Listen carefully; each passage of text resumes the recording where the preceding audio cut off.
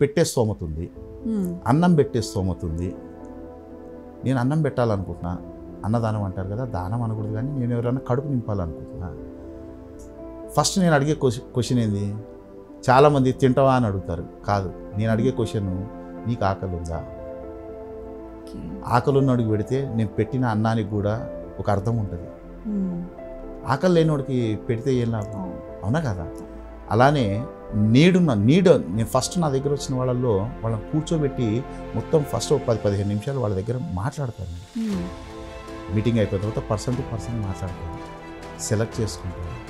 నిజంగా కసి ఉండాలి వాళ్ళకి, ఎలాగైనా సాధించాలనే కసి, మినిమం క్వాలిఫికేషన్. తర్వాత అప్పులు ఉన్న వాళ్ళు సెలెక్ట్ చేసుకుంటాను, పెళ్ళైన వాళ్ళకి బాధ్యతలు ఎక్కువ ఉంటాయి, సెలెక్ట్ చేసుకుంటాను. రిటైర్ అయిన వ్యక్తులు ఉంటారు, వాళ్ళని సెలెక్ట్ చేసుకుంటాను.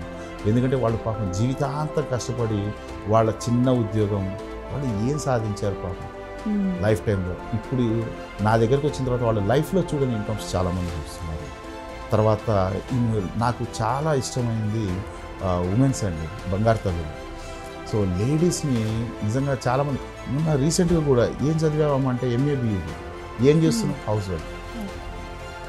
నాకు అర్థం కాదు, ఎంఏ బీఈడి చదివి డిగ్రీలు పీజీలు చేసి పిహెచ్డీలు చేసి హౌస్ వైఫ్ ఉంటున్నారు.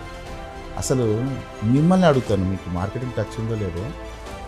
ఇప్పుడు అంటుంటాం కదా జనరల్గా, కండబలం మగవాడి శక్తి, బుద్ధి బలం ఆడవాళ్ళ శక్తి. 10 జన్మలెత్తిన కండబలం మీకు రాదు, మీ బుద్ధి బలం మాకు రాదు. సిమిలర్గా ఎవరి స్ట్రెంత్ వాళ్ళ దగ్గర ఉంది కదా. మార్కెటింగ్ కండబలంతో చేసేదా, బుద్ధి బలంతో చేసేదా? బుద్ధి బలం. మీరే కదా చేయాల్సింది.